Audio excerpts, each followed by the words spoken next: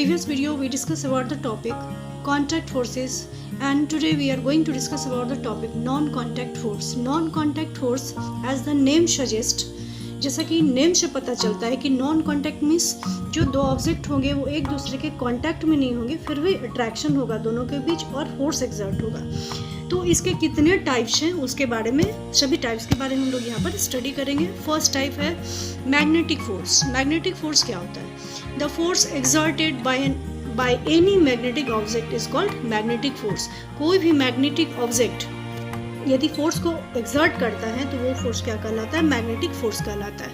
We know that like magnetic poles always repel each other, that is they push each other away, and also opposite magnetic poles always attract each other, that is they pull each other towards themselves।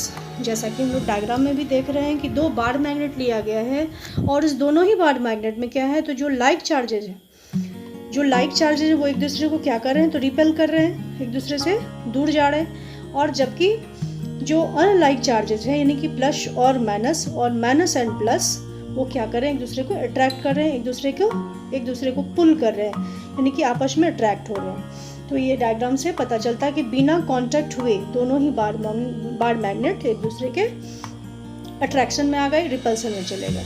तो यहाँ पर भी ये non contact force का ये best example है। Attraction of magnet and repulsion of magnet is an example of magnetic force. Next, electrostatic force. Electrostatic force क्या होता है? The force exerted by a charged particle is called electrostatic force. Charged particle means negative and positive charged particles।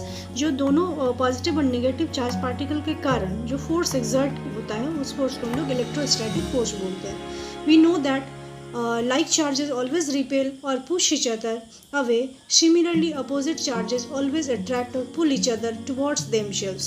जैसे कि हम लोग पहले ही पढ़ चुके हैं, ऊपर के डायग्राम में भी देख चुके हैं कि जो लाइक चार्जेज हैं वो एक दूसरे को रिपेल करते हैं, इन्हें पुश करते हैं एक दूसरे को, जबकि अनलाइक चार्जेज एक दूसरे को अट्रैक्ट करते हैं और एक दूसरे को पुल करते हैं अपनी तरफ, टुवर्ड्स देमसेल्फ, खींचते हैं अपनी तरफ। अब यहाँ जो डायग्राम दिया गया है उससे हम लोग थोड़ा इसको और बेटर अंडरस्टैंड कर सकते हैं। जो यहाँ पर एक प्लास्टिक स्ट्रॉ लिया गया है और उस प्लास्टिक स्ट्रॉ को दो पीसेस में डिवाइड किया गया है। वन पीस को हैंग कर दिया गया है टेबल से और दूसरे पीस को के जो एंड पॉइंट है उनको जो है सो पीस ऑफ पेपर से रब कर दिया गया। पूरी तरह से रब करने के बाद दोनों ही जो स्ट्रॉ के पीसेस हैं दोनों को एक दूसरे के हम लोग बिल्कुल करीब लाएंगे और लाने के बाद इस बात का केयरफुली ध्यान रखना है कि वो आपस में टच ना हो, लेकिन टच हुए बिना ही एक दूसरे को वो अट्रैक्ट करेंगे। तो इससे पता चलता है कि यहाँ पर जो अनलाइक चार्जेज है, एक चार्ज पार्टिकल दूसरे अनचार्ज पार्टिकल को अट्रैक्ट कर रहे हैं और यहाँ पर इलेक्ट्रोस्टैटिक फोर्स एक्सर्ट हो रहा है। जैसा कि डायग्राम में हम लोग देख रहे हैं कि straw rubbed with paper attracts another straw but repels it if it has also been rubbed with a sheet of paper।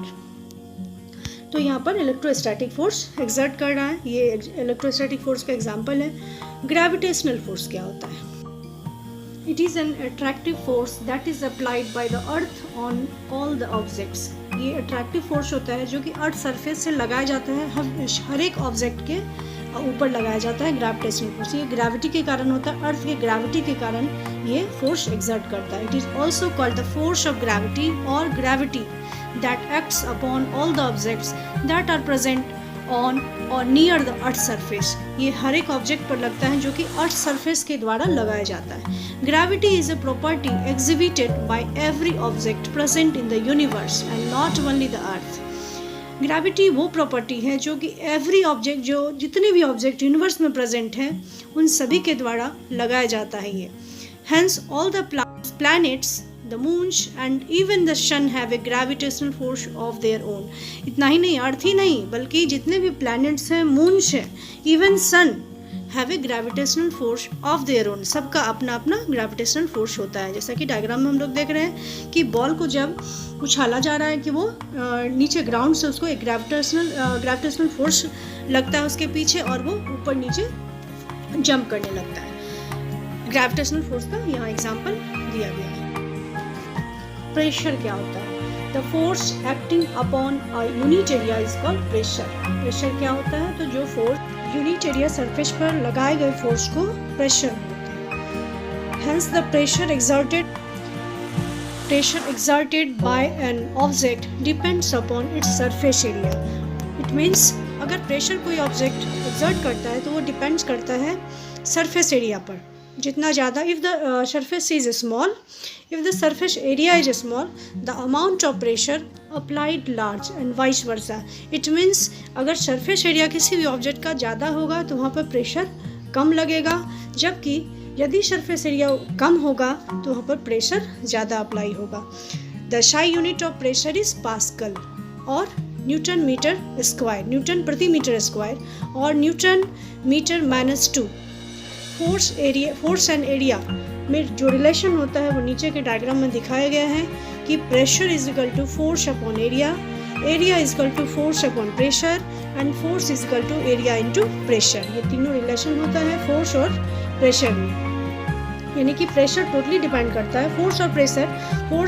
Pressure is directly proportional to force and pressure is inversely proportional to area, यानी कि जितना ज़्यादा pressure हम लोग लगाएंगे force भी उतना ही लगेगा, जबकि एरिया क्या होगा?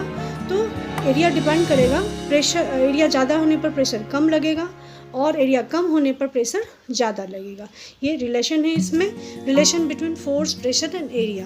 अब देखिए जैसा कि नीचे के एग्जाम्पल में दिखाया गया है डायग्राम में, जो कील, जैसे कि वो कील होती है आयरन नेल, उसको हम लोग हैमर से मारते हैं उसके टॉप लेयर पर, तो उस पर ज़्यादा प्रेशर लगाना पड़ता है क्योंकि कील का जो पॉइंटेड एंड होता है उसका सरफेस एरिया बहुत ही लो होता है, मिनिमम होता है, सो उसके टॉप पर ज़्यादा प्रेशर लगाना पड़ता है। वहीं पर दूसरा example, Potters place a round piece of cloth on their heads when they have to carry heavy loads. By doing this, they increase the area of contact of the load with their head, so the pressure on their head is reduced and they find it easier to carry the load. यानी जो porters होते हैं, यानी coolie, वो अपने sir पर पगड़ी लगा करके तभी सामान को लोड करते हैं। इससे क्या होता है? तो सर का सरफेस एरिया बढ़ जाता है और प्रेशर कम लगता है और वो हैवी लोड को भी एक जगह से दूसरी जगह इजीली कैरी कर पाता है।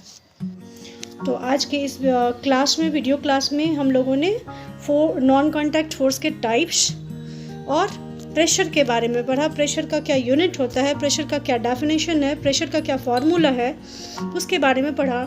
नेक्स्ट वीडियो हम लोग स्टार्ट करेंगे pressure exerted by liquids and gases. तब तक थैंक्स।